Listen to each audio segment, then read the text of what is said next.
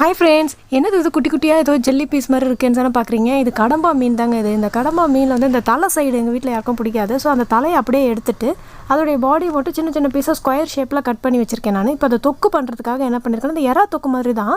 இதுக்கு நான் என்ன பண்ணியிருக்கேன்னா, கடாயில் வந்து எண்ணெயை ஊற்றி கடுகு தான் போட்டாச்சு. வெங்காயம் வந்து ஒரு 2 பெரிய சைஸ் வெங்காயம் எடுத்திருக்கேன் நான். ஏன்னா வந்து அப்போ தான் வந்து கொஞ்சம் எனக்கு தொக்கு தேவைன்றதுனால. தொக்கு வேண்டாம் அப்படின்னு சொல்லி ட்ரையாக வேணும்னா ஒரு வெங்காயம் கூட போட்டுக்கலாம். அப்புறம் வந்து என்ன பண்ணியிருக்கேன்னா, காஞ்ச மிளகா வந்து கொஞ்சம் அரைச்சி வச்சுருக்கேன் நான். வெறும் ரெட் சில்லி பவுடரு அதை மட்டும் வந்து கலருக்காக போட்டிருக்கேன் நான். அது வந்து கொஞ்சமாக ஒரு 1/2 ஸ்பூன் மட்டும் போட்டுட்டு இஞ்சி பூண்டு பேஸ்ட்டு பாருங்கள். இது வந்து நான் ஏற்கனவே வந்து அரைச்சி இந்த மாதிரி ஸ்டோர் பண்ணி வச்சுருக்கேன். கண்ணாடி பாட்டிலில் வைக்கும்போது இந்த இஞ்சி பூண்டு பேஸ்ட் வந்து ரொம்ப நாளைக்கு கெடாமல் நல்லாயிருக்கு. அதனால் அந்த மாதிரி எடுத்து வச்சுட்டு அதில் வந்து ஒரு 1/2 ஸ்பூன் போட்டேன் நான். அதுக்கப்புறம் தக்காளியும் அதே மாதிரி 2 பெரிய சைஸ் தக்காளி எடுத்துக்கிட்டேன். ஒரு பச்சை மிளகா போட்டாச்சு, உப்பு போட்டாச்சு.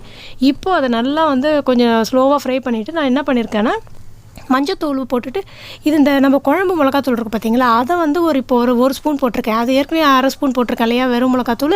இப்போ 1 ஸ்பூன் போட்டுட்டு இந்த கடம்பா க்ளீன் பண்ணி வச்சுருந்தோம் இல்லையா, மஞ்சத்தூள் உப்பு போட்டு அதை வந்து இது உள்ளே போட்டு இப்போ நல்லா ஸ்லோவாக வந்து நான் வச்சிட்ருக்கேன் பாருங்கள். இது வந்து தண்ணி விடுது பாருங்கள், எப்படி இந்த இறால விடும் இல்லையா. ஸோ அதே மாதிரியே தண்ணி விட்டு இப்போ கொஞ்சம் நல்லா கொதிச்சிட்ருக்கு. இது வந்து நான் வந்து ரொம்ப நேரமாக வந்து கொதிக்க வச்சா தான் வந்து அதை கொஞ்சம் ட்ரையான ஒரு கன்சிஸ்டன்சி வேணும்னு சொல்லிட்டு அப்புறம் மேலே வந்து இந்த மிளகு தூள் வந்து நல்லா மேலே தூவியாச்சு. லாஸ்ட்டில் கொத்தமல்லியை போட்டு இறக்கியாச்சு. இப்போ உங்களுக்கு வந்து ட்ரையாக வேணும்னா கூட கொஞ்சம் நேரம் சுண்டை வச்சு இறக்கிடலாம். நான் வந்து கொஞ்சம் தொக்காவே எடுத்திருக்கேன் நான். இதை ரைஸ் கூட சாப்பிடும்போது சூப்பராக இருக்கும்.